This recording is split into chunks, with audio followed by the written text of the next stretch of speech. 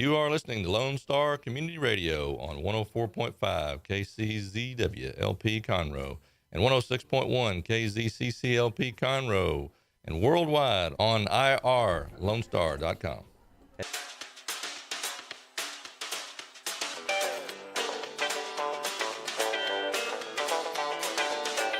Good afternoon. Welcome to the Extension Hour. I'm Amy Rustler, County Extension Agent, Family and Community Health. Some days I forget who I am, and I forget what I do. Is it mostly on Fridays? Usually, yeah. And so then some days my Fridays are like Mondays, and this week's been kind of weird, too. Right. I have with me Dr. Mark Ferris.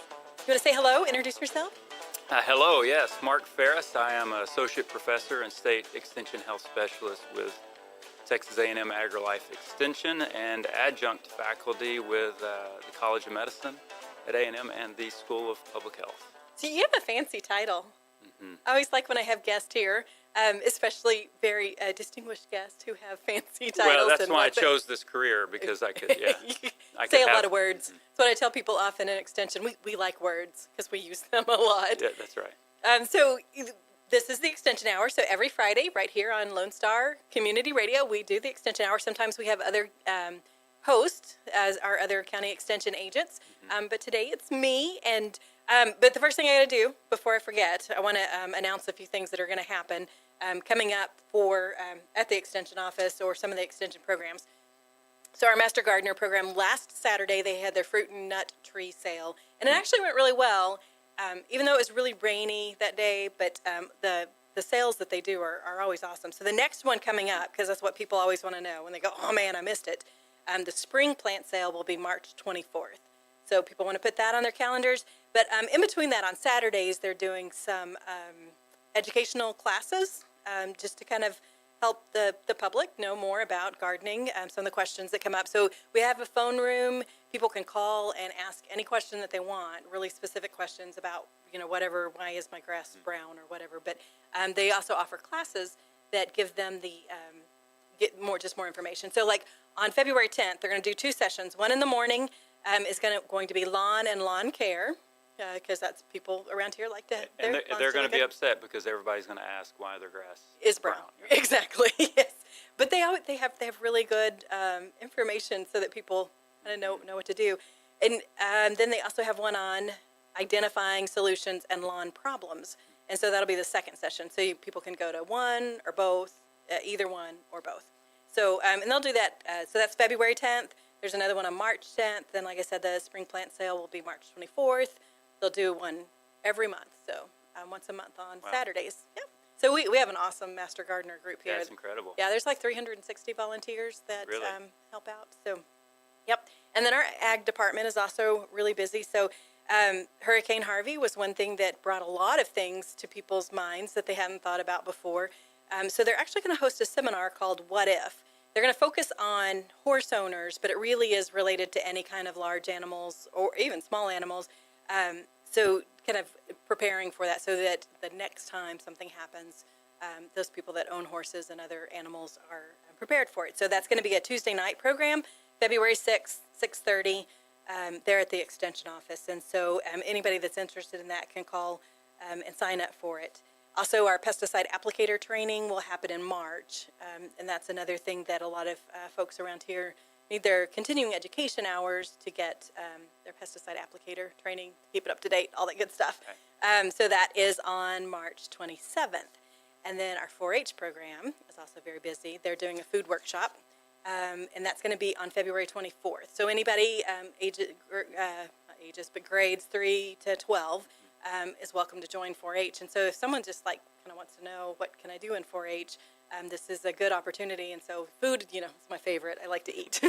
Yeah. So the food workshop's really fun. So it'll be a good learning environment. So it's for kids that have been in 4-H for a long time, or kids that are just kind of like first starting out or have never been in 4-H and just kind of want to know what it's all about. It'll give them a good taste. See what I did there? That was very good. Yeah. I was thinking food is probably the best thing to get people encouraged to come. Yep, give them a really good taste of what's happening.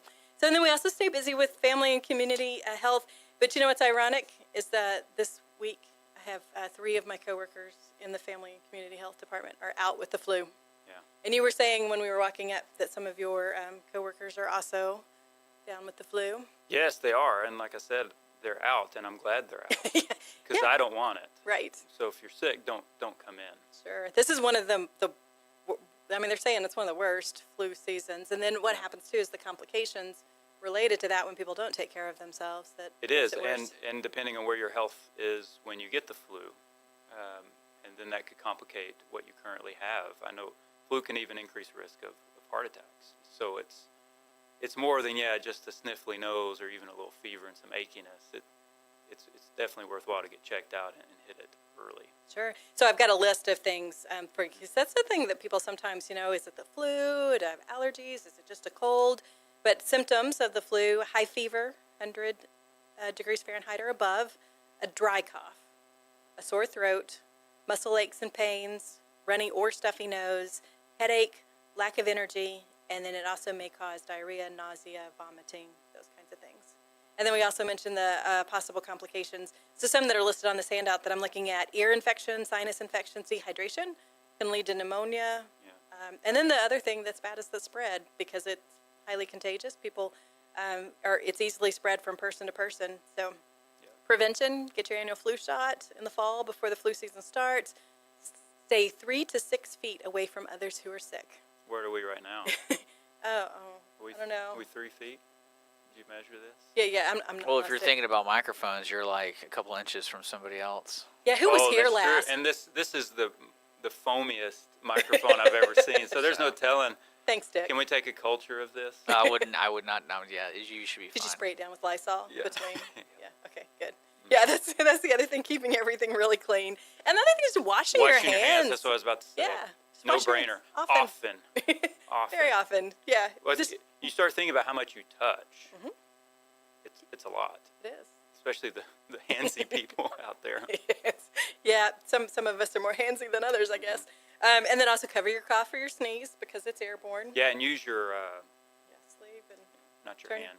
yeah, because the handsy people cough and high five, give it back to you. Then clean and disinfect, build your immunity, take good care of yourself, which actually is what we're going to talk about today. So I've got you here too. So I want to talk about health kind of stuff. So now tell me again, how many degrees do you have? 3 Okay. undergrad, masters, and then PhD. Okay. But they're all different. And there's a story in between all those. But in short, undergrad was at Texas A&M in kinesiology.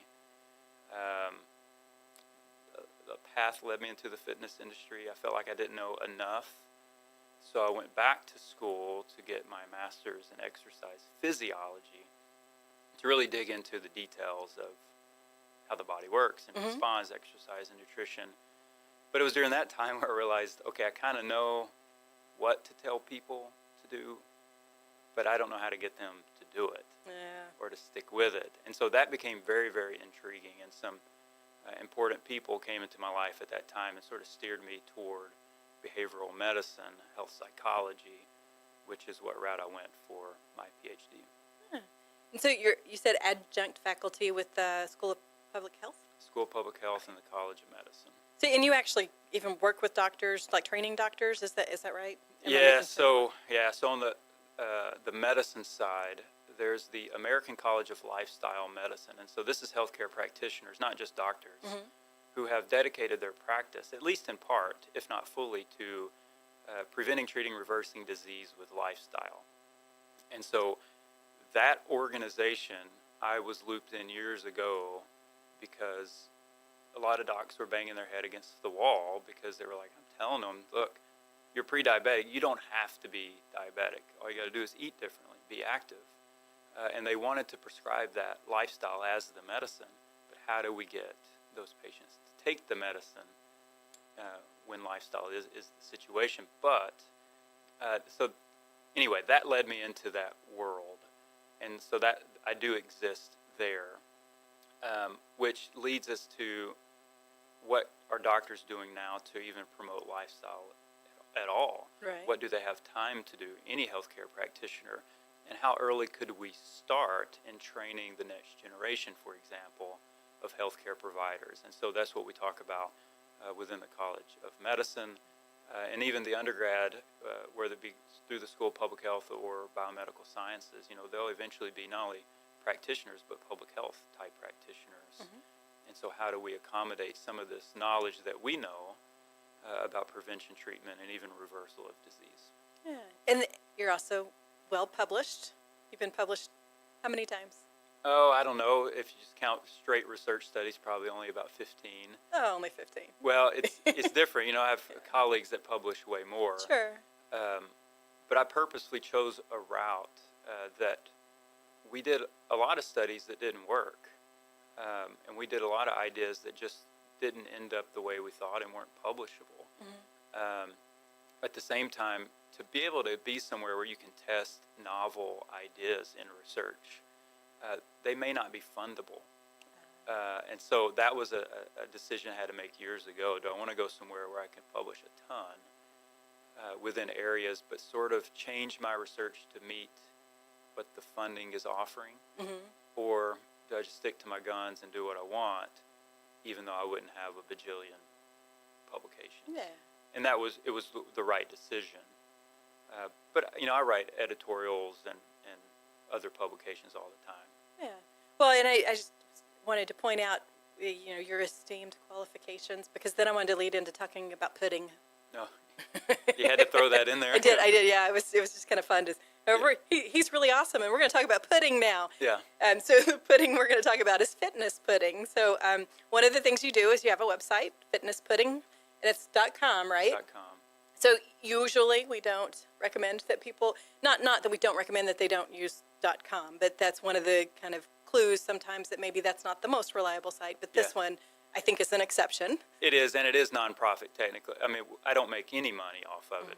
There's no money that even comes in. It's just a service I provide. It's just a hobby. Yeah. Pretty much. But it's got great information on it. So the thing is, the premise is the proof is in the pudding, right? So that's why you called it fitness pudding. Yeah, I learned that the proof is in the pudding while tasting it. Like there's another... Oh, is there more to it? There's more to it that, in short, what it's saying is you don't really know if it's good or not until you experience it. Okay.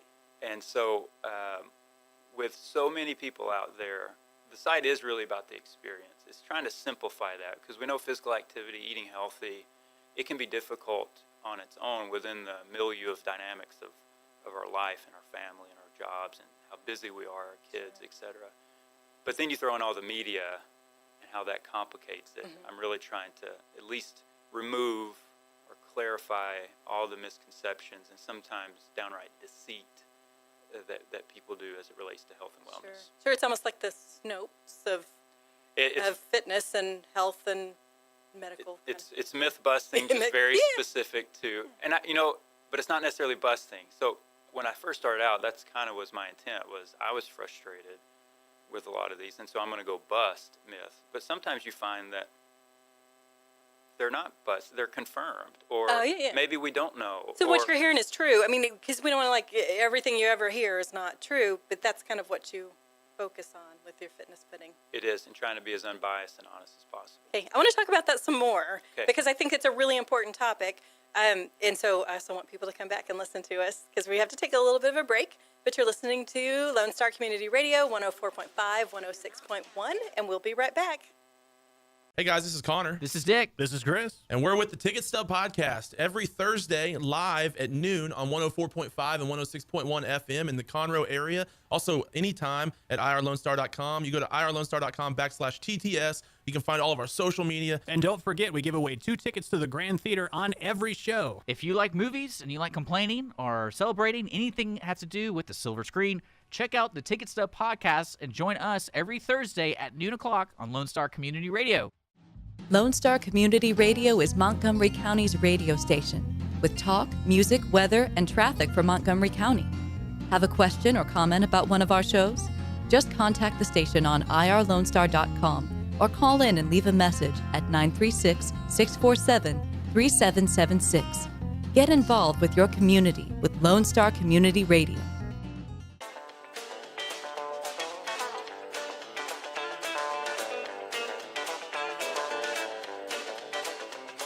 Welcome back. This is Amy Schissler. I've got Dr. Mark Ferris with me, and we're talking about pudding. That's right. You got to say it the good Texan way, right? Pudding? Well, I don't do it intentionally, but I've been asked before, often when I say, "What's your website?" and I tell them, they're like, I-N-G? Because I guess I'm saying it. But Does it really have a G? So it is fitnesspudding.com.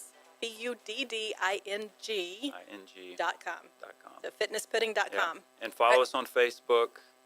We just started an Instagram account as well, so you can find us. Yeah, so getting information out is important. And one of the things we were kind of alluding to before we went to the break was how much information is out there. And unfortunately, there's a lot of bad information. There's a lot of misinformation. And a lot of folks depend on their social media for their information, so they read it on Facebook, or my friend posted this, so it must be true. And so trying to wade through that can be kind of, it can be very challenging and very overwhelming. And sometimes I see things on Facebook and I just like, face palm. And then there's other things that I see that, it's great. And so the fitness pudding is one of those things. So you were telling me in the break that you have started developing the Mythies.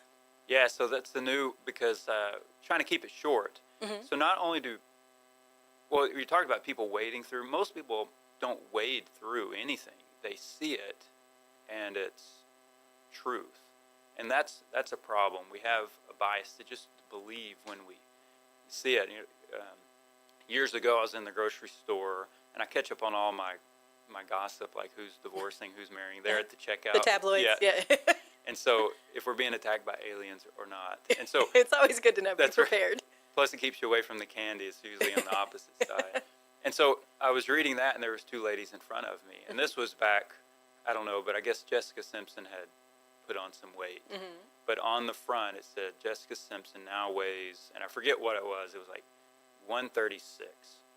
But it was a very specific number, and these ladies were like, oh my gosh, can you believe Jessica Simpson weighs 136?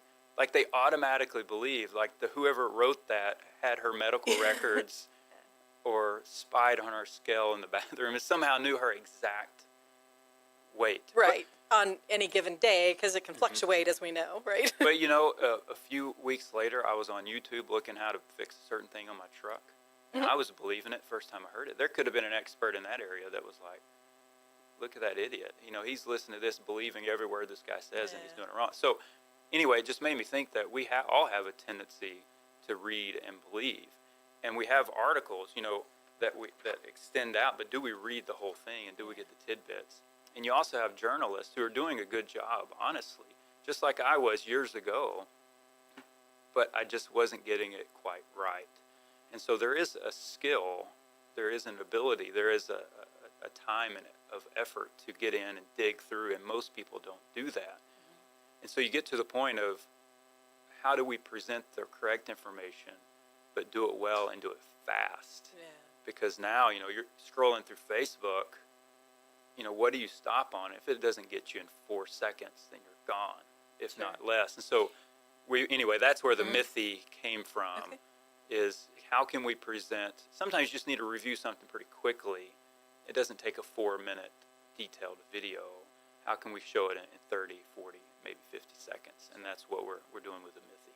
So there's Mythies available on fitnesspudding.com, and if someone wants to share that information, they could put it on their Facebook. Please do. Yeah, and you find it on Facebook. Yeah, please share it, attach it, and plug it. Share good information. That's right. So I think it's interesting, something that you said, that people maybe don't, you spend more than 4 seconds looking at something.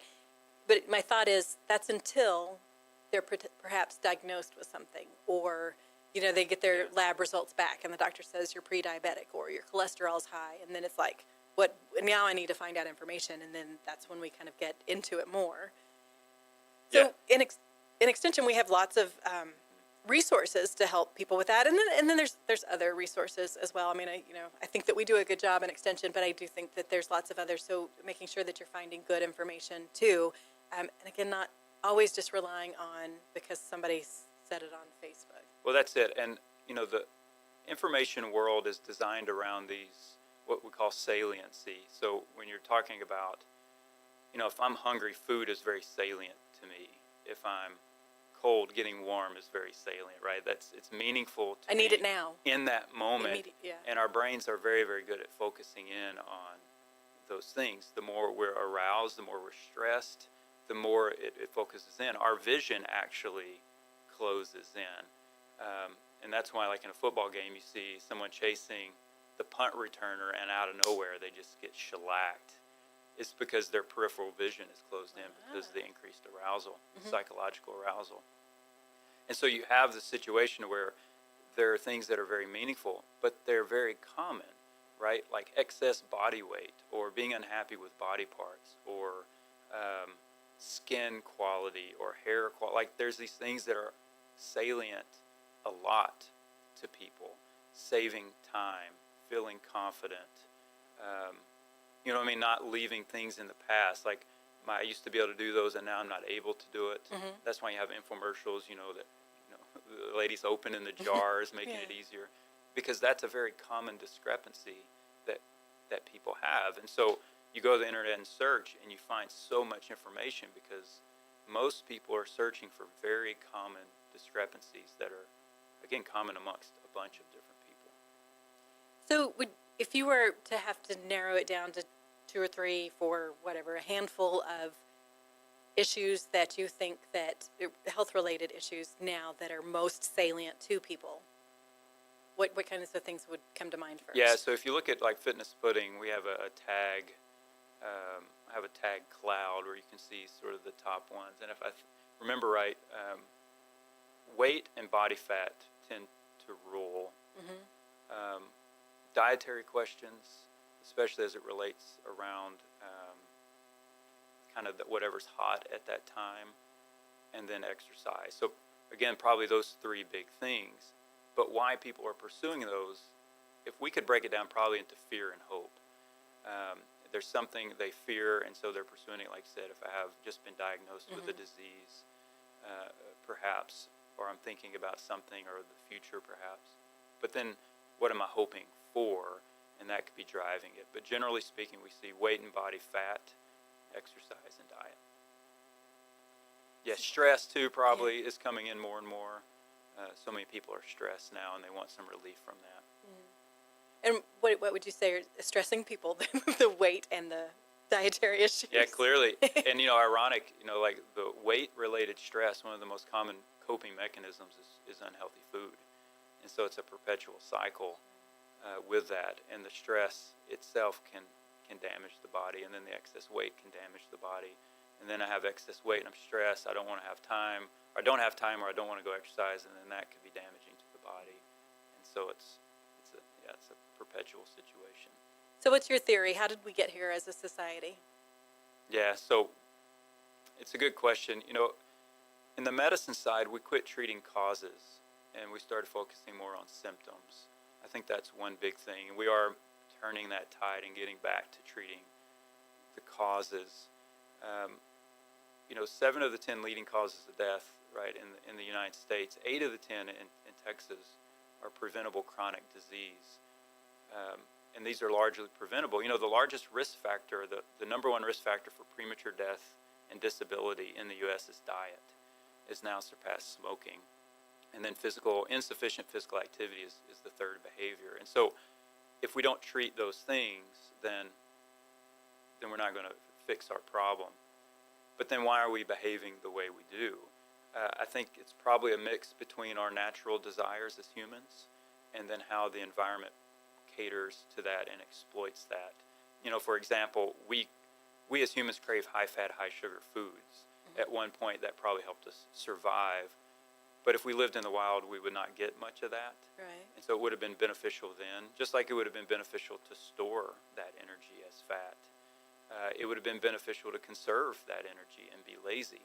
And so that was a natural response. But you put that in today's environment where you have high-fat, high-sugar food, fast and cheap, and it tastes good. And now, again, if I'm stressed, I don't have time, I pursue it. We have jobs and lifestyle that keep us sedentary, lazy, inactive. And then our body's just doing the natural thing and storing it and reaping the unhealthy consequences. So we're kind of having a natural response to an unnatural environment.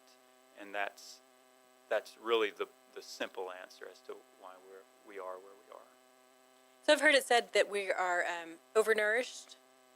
I mean, we worry about getting enough nutrition, and we talk Yeah. a lot about nutrition, but actually our society, in some cases, we have way more nutrition than we need. We're overnourished or undernourished and overweight. I mean, there's Yeah, nourished is a weird word. it is a weird word. Yeah, we overeat. Yeah. On average, we eat beyond our needs on average in America.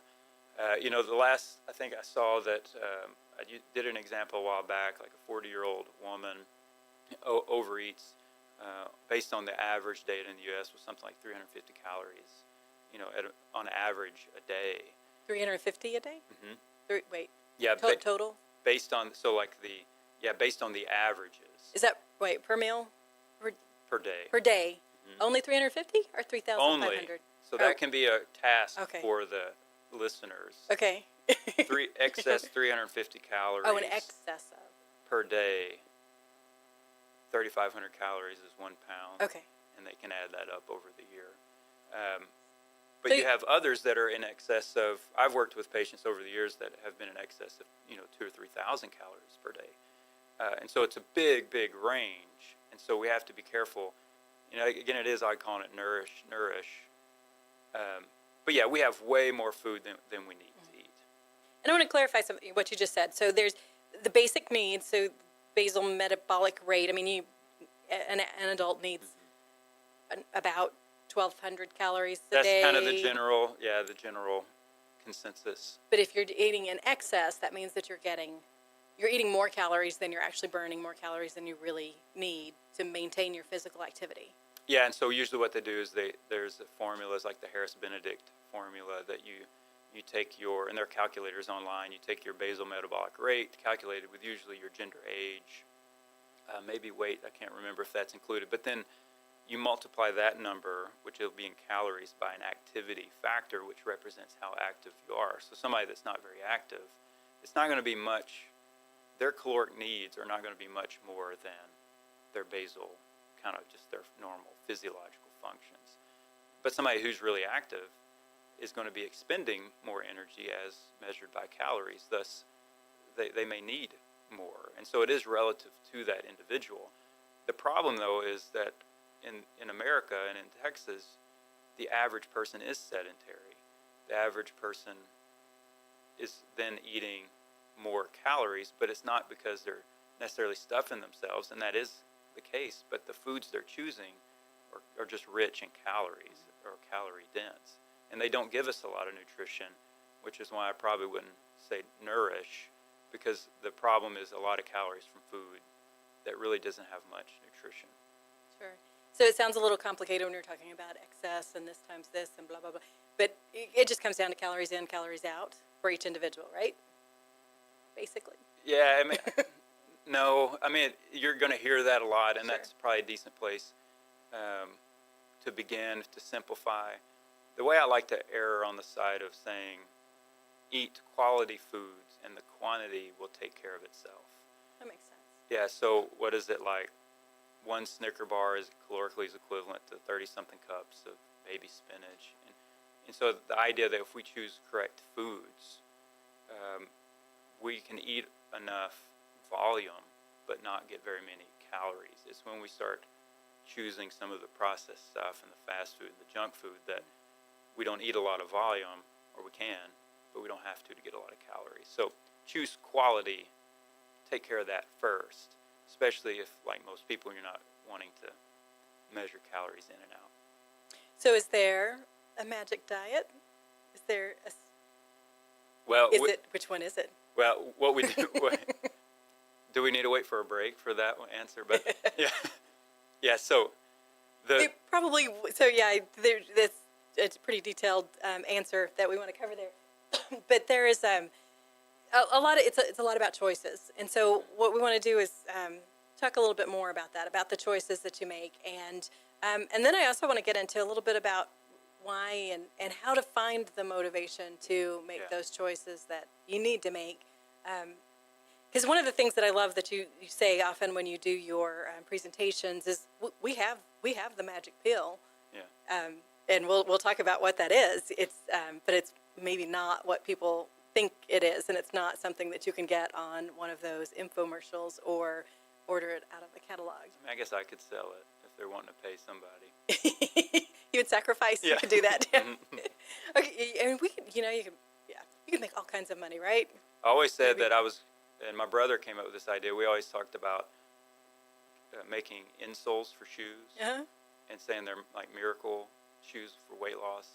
And you buy them, and then you put them in the prescriptions. You put them in your shoe and walk like 2 hours a day. And that'll work. Yeah. And it'll work, but it's the shoe soles, not the fact that you're walking. Yeah.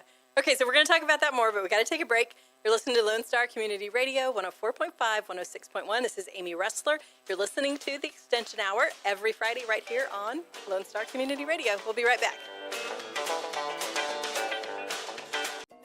Hispanic Chamber Connections with Dr. Carlos Sanchez, president of the Woodlands Conroe Hispanic Chamber of Commerce, featuring event announcements, member highlights, and more. Tuesdays at 1 p.m., broadcasting from the heart of Conroe, Texas on irlonestar.com and Conroe's FM 104.5, 106.1.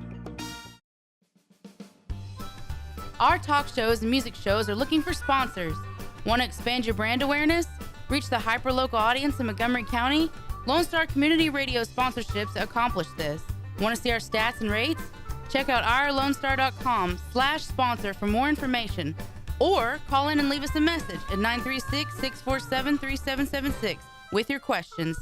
Get seen on TV, YouTube, and heard on our podcast, FM, and internet radio. Support your local radio station with Lone Star Community Radio.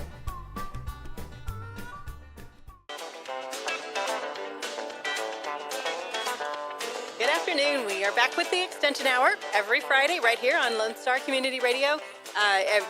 We have different hosts, and so you may be wondering what happened to that guy that I heard last time, because I want to know the farm report or the agriculture toolbox. And but I'm Amy Rustler, County Extension Agent, Family and Community Health, and today our topic is health. And I haven't mentioned this yet when we've been talking, but there is a very strong correlation between agriculture and health. I mean, where our food comes from. And we have a program, an extension called Path to the Plate, that kind of explores that and helps consumers understand that. And Mark, you were actually part of that training for the Path to the Plate champions, giving us some information. So my guest today is Dr. Mark Ferris, and you are with Texas A&M AgriLife Extension Service and also with School of Public Health. And I was making, not making jokes, but you have a very, very distinguished, lengthy title, because you do lots of good stuff. But basically, I mean, your job is kind of helping people, right? That's it. That's it. So kind of had a little bit of a teaser before the break. We talked about there is actually a magic pill or a metaphorical pill. There's a prescription.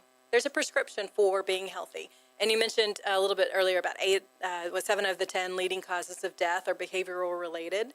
So let's talk a little bit more about that. Tell us, what is the prescription and how do we solve those things that we can prevent? Yeah, so in short, we know that a lot of people are suffering from particular diseases and dying early from those same diseases. But if you look at the cause of those diseases, then you have to look at our lifestyles as a main contributor, with diet, smoking, and insufficient physical activity really being the top 3 behaviors that we would want to focus on. And all of those are things that we have control over, so we can make choices over what we put in our mouth and what we do. Well, sure. basically. I mean, I think absolute control, but relative to the individual, there may be feelings I have no control. I've seen a 3-inch cigarette bring down big men, and very strong-willed people. But it's just, so like the nicotine, you got some addiction, you got food, you got the desire to be inactive, as we talked a bit earlier, are sort of natural responses that we have, but we're in an environment that's constantly tempting those and stimulating those. And, they play to our busy schedules and how stressed we are. And so we tend to consume. And so, yeah, I think on paper, right, it's easy to say, look, you are in control. And people need to know that they are. The classic medical model that, can pervade medicine is that you're broken and I'll fix you. And it's not a very empowering model. Mm-hmm. And so we're trying to get away from that and say, well, actually, you can make changes. And so if you look at the magic pill, so to speak, metaphorically, it would be those 3 behaviors: getting a healthy diet, which is right now the evidence is very robust that a predominantly whole food plant-based diet. So just getting your fruits and vegetables and your plants. There was a large meta-analysis that came out a few years ago, and it showed that looked at all the studies and found that there was a big decrease in risk of getting and dying from our major killers: heart disease, cancer, stroke, diabetes. When people got 7 servings of fruits and vegetables per day. Then when they got 10 servings of fruit and vegetable per day, it dropped even more. And we have now evidence that these type of diets can reverse heart disease, and that's been shown by 2 different researchers. It's been shown that it can start reversing at a genetic level prostate cancer. Dean Ornish is showing that. And so the power of that type of diet is phenomenal. And as Dr. Michael Greger always says, if you have a diet that could reverse the #1 killer in the U.S., then that might be the standard magic pill diet if we had to choose one.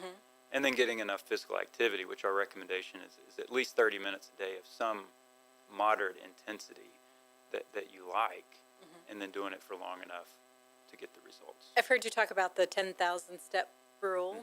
So 10,000 steps, is that the gold standard, or is there? Tell us more about that. Yes, the 10,000 steps is great. We actually have a little more evidence to support the link to health, and the recommendation is really 3-pronged. The first one is get at least 5,000 steps every day.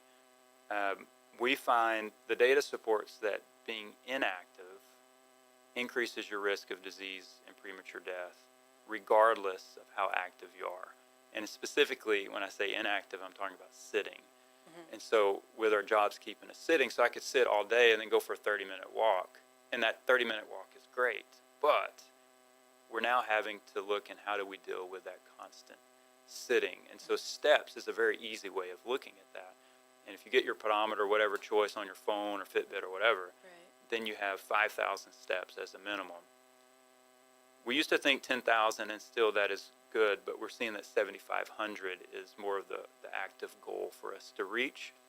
And if you want to take it a step further, 3,000 of your 7,500 or more steps per day should be at 100 steps per minute. And so you can go online, for example, and find songs that are 100 beats per minute, like Staying Alive by the Bee Gees is 100 beats per minute. That's they also teach that in CPR, right? Yeah, same thing. Compressions at 100. Just sing it in your head if you have to. That's it. But I tell people you can make a playlist, of 30 minutes of around 100 beats per minute. Those songs, whatever flavor you like, and go walk to that, and you'd be walking at that 100 step per minute pace for 30 minutes, thus reaching that 30 minute per day of a moderate intensity activity for 150 minutes at least per week. So steps are a phenomenally easy way to do it, and I do it, and I really recommend for others as well. And the first time I heard you say that about the 7,500 steps is actually really good. That was encouraging to me, because sometimes when people think about 10,000 steps, I mean, I guess it's all about perspective, but you could think, oh, that's not that many, but then when that's pretty close to about 5 miles. Yeah, so it depends on step. Yeah. But so roughly 5 miles, and trying to get that in a day, and what we've been talking about, some of those challenges that people experience where, I don't have the time. I'm not able to make the time. Job demands, family demands, those kinds of things. So trying to get to 10,000 steps a day can be kind of discouraging, to think that there's just no way I can do that. And so for some people, I can't get 10,000, so I'm not even going to worry about it, not even going to try. But what you're saying is actually 7,500 is a good goal. I mean, the basic goal, more 5,000 or more. Yeah, well, and actually, 500 more steps than you currently get is good. And so seeing it more as this adoption process is probably healthy as well. When I changed to this job at A&M, and I have my standing desk, and I stand and sit and up and down, but if I go through an 8-hour workday, I only get about 1,500, 2,000 steps if I don't make myself walk around, and you've been to our building, you know, you can Sure. make a big loop. If I can leave that day, work day, right after it with 3,500 or 4,000 steps, then like clockwork, usually I go for my 30-minute walk and lift some weights every day after work. Then I can get my 7,500, so I can get about 4,000 steps during that 30 minutes. But if I didn't get that during my work day, when I get home, even though I goof off and play around at home, I still can't reach that 7,500 or 10,000 steps. And so it took a while for me to find out where those breaks were and how can I do that and make myself take a little longer walk to the bathroom, unless I have to go really badly, or take the long walk to the copier, you know what I mean? Or just take a break, you know, let my brain rest and walk around and get back. People take smoke breaks, and so I tend to take a walk break just to kind of relieve. And I found that it actually really, really helps my productivity when you're staring at that computer screen and writing. And I read tips all the time and try them, and if they work for me, then great. If they don't, then fine as well. So it is kind of seeing where you are and then inching your way toward that 7,500. Sure, because it's a very personal and individualized process. Health, I mean, your health, it's your body, you're the one that's responsible for it. So you do have to find out kind of what works for you and you know, what makes the difference. All right, so we've been talking about the prescription. How would you write it out? What is the prescription? Yeah, so very basically, I recommend getting at least 7 to 10 servings of, I would just say, plants per day. And so it could be fruits and vegetables, but my vegetable, I include beans and whole grains and legumes, nuts and seeds. Dr. Michael Greger has an app, free app, nonprofit. It's called the Daily Dozen, and it's a very simple way to track how many fruits and veggies you get. And it's easy. You might see that it's challenging at first, but it's worthwhile. And so I tend to focus people in on getting more plants, eat more plants. So 7 to 12 vegetables, or fruits and vegetables, plant foods. Just getting your fruits and vegetables, right? And then second would be getting at least 30 minutes of some kind of moderate activity. Walking is awesome. Using steps is awesome. When you walk, you might feel a little bit of increased heart rate in your breathing. Now you know you're reaching some moderate intensity. Don't smoke would be the third big thing that I would say. And fourth is choose things that you like. Don't ever feel forced that you have to eat things or do things that you don't like, because there are so many options. If you hate raw broccoli, don't eat raw broccoli. Cook it differently or try something else. Be adventurous and try it different ways. But definitely be adventurous. You know, you may never know. I didn't know I liked yoga or something, and you tried it. So it's definitely worthwhile to try, but don't feel like you're forced, because choosing what we like, that's going to stimulate a type of motivation that's much more healthy for longer term adherence, because it's coming from the self and not coming from someone else. So that's what I want to talk about next. Okay, so people are listening thinking, yeah, you got the prescription, but how do I get there? How do I figure out, you know, where do I find the motivation? So that's what I want to talk about. We got to take a break, though. We're going to be back. You're listening to Lone Star Community Radio, and I'm Amy Ressler, County Extension Agent, Family and Community Health. A Lone Star Community Radio is ready for the summer. If you or anyone you know is looking for summer internship opportunities, a Lone Star Community Radio is a great place to grab the mic and be on the air. A Lone Star Community Radio offers a great opportunity to those interested in learning about the radio world all year round. Be an on-air personality, talk show producer, or YouTube, TV, podcast editor. Contact the station at info@irlonestar.com or call the station's message line at 936-647-3776. For those of you who like your partners, your gumbo, and your music salty, well, we're here to help with the music. Julian Shea here, host of Lone Star Country Nights Thursday, your weekly dose of roots and Americana and all the music that makes this part of the country special. We stir in Western swing, honky-tonk, Zydeco, Texas blues, outlaw country, and put a pinch of red dirt, and then we smoke it over a slow fire. Then listen to the results Thursday nights on Conroe's 104.5 and 106.1 and worldwide at irlonestar.com. And we are back. This is Amy Ressler, County Extension Agent, Family Community Health, and we are Texas A&M AgriLife, helping Texans make their lives better. If you just heard the little PSA, thanks for doing that, Dick. I appreciate it. Yep. So Dick is the station manager here, and he does a really great job helping us out, and we really appreciate what he does, letting us do the extension hour, because I think that this is a great way to let people know about what we do in extension, because it's one of those misunderstood things that people, what do you guys do? So we're always trying to explain, but in a nutshell, just helping Texans better their lives. And one of the ways helping them better their lives is helping them lead healthier lives. And we've been talking a little bit, and we've been talking almost an hour now. So, lots of details, and we've barely scratched the surface. Oh, yeah. There's a lot more that we could talk about, and there's a lot of information out there and available. But we were just talking before this last break about the prescription, and it can be pretty simple. You said 7 to 12 plant foods, fruits and vegetables a day, 30 minutes or more of physical activity on most days of the week. Don't smoke.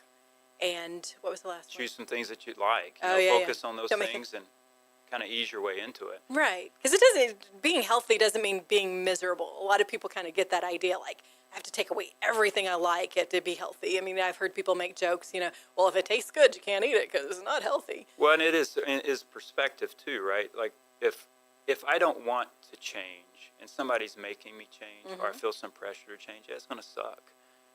Even if it's for the better. And engaging thoughts about ourselves in a negative way, or feeling like we are being urged or pushed by someone else, that can be discouraging and very difficult for people to adopt. So let's talk a little bit about, we don't have just a whole lot of time left, but in the last few minutes we want to discuss a little bit about finding your why. Yeah. Why should you change? Why would you want to? Where do you find the want? And then how do you take that want and transfer it into action? Because we can want all day, and we can know what to do. I mean, you can look at all the educators that are out there. That doesn't necessarily mean that knowledge does not always mean. What am I trying to say? That knowledge doesn't necessarily mean action. Knowledge doesn't necessarily mean results. You can know, but you have to actually do. Didn't Spider-Man say in the comic, knowledge is power or something like that? Yeah, well, yeah. So that's exactly probably right. A few others besides Spider-Man have said that too. It's definitely not. It's definitely not the case. You have to know what you're doing. There's a saying with confidence that if I believe I can, I might. If I believe I can't, I probably won't. So just because I'm confident I can do something doesn't mean I'm going to do it. I'm confident I can unload the dishwasher, but I might. But at least getting ourselves to the point where we feel confident in our abilities. But the why is really embedded in who we are, who we believe we are, and who we believe we want to be. And if you start looking at, in my research, what I found was that people have sort of these identities or these parts of their self that are very meaningful to them. For example, me being a good husband or dad. And if something threatens that, then I'll deal with it appropriately. Or maybe it's faith, or it's survival, or it's social status. Maybe it is being more attractive, right? There's things that are very important to us. If these changes in health don't attach to those, it's going to be very, very hard to get motivated. So step one is to take a little bit of time and think about, okay, so I need to eat healthier and I need to be more active, but why would I do that? And if you can't find that, it's going to be tricky. You can start the process, and we always talk about, kids, you have to brush their teeth for them. At one point, your mom, I assume, brushed your teeth. Yeah. But eventually, you started doing that yourself. And so sometimes we need the workout buddy to help us. We need Walk Across Texas and a team to get us going, to kind of brush our teeth for us, so to speak, or to help us remember. And then over time, we start brushing our own teeth. And so that is possible. And so if you haven't quite found your why, and why it's meaningful to you, then go ahead and start. But in that whole time, be searching, and eventually the switch will flip, so to speak. And so you have to find what's meaningful in your life, and how does a healthy lifestyle match up to that? Sure. I think of City Slickers and Curly that said the secret of life is that one thing, and only you can figure it out. And the forgot the other guy's name, but he tried, the whole time he said, tell me that one thing. And he's like, only you can figure it out. Yeah. That means that one thing is for you. I mean, you have to figure it out what works for you.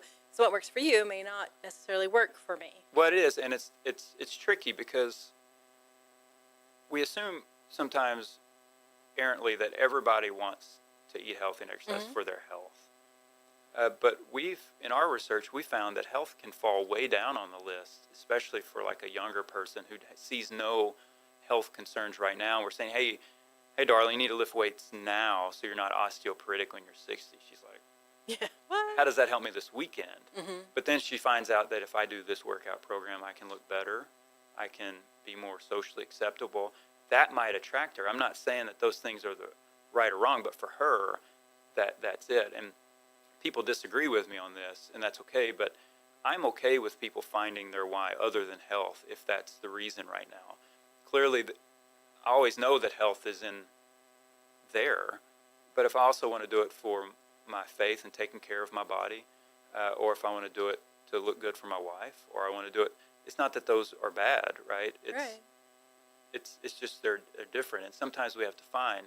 But the key is to make sure, if I am using one of those, is that I'm choosing the right thing to get there. The tricky part is some people will be so motivated to like fix body image or something like that, they'll do something unhealthy and do something crazy or expensive or risky and undermine their health. And so that's probably the line that we would draw. Sure. There's a lot of psychology involved in motivation and health, but trying to figure out that why and motivation. Yeah. The other probably big piece behind motivation would be, which would help with that, is you making the decision to do it.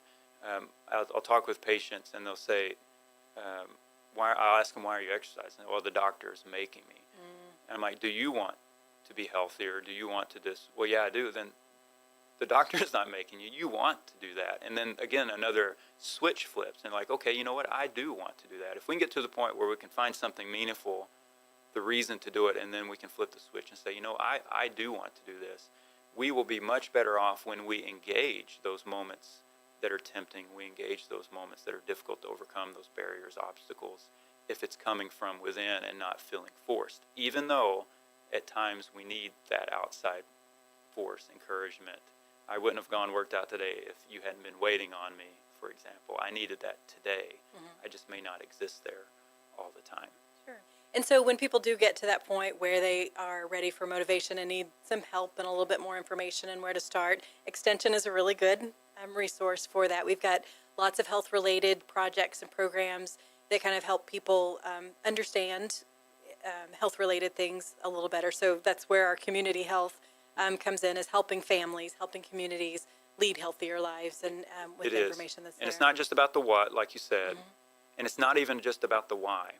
I could have my why, I could know what to do, but not know how to do it, and that's where Extension steps in and helps teach us how to apply those healthy habits. Mark, thank you so much for being here. Thank you. We could have talked another hour, but Dick's telling us we got to wrap it up. So thank you so much. It's great to have you. And you're listening to Lone Star Community Radio, the Extension Hour. I'm Amy Rustler, Family and Community Health. See you soon.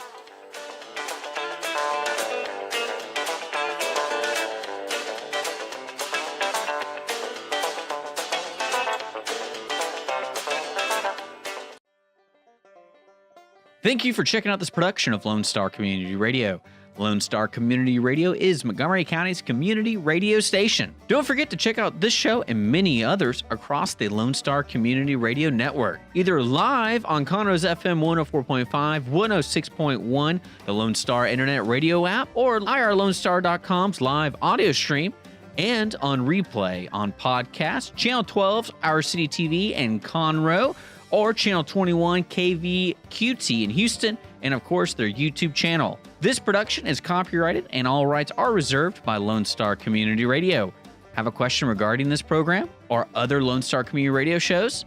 Want to sponsor or start your own show? Call the station message line at 936-647-3776 or email the station at lscrstudios@gmail.com.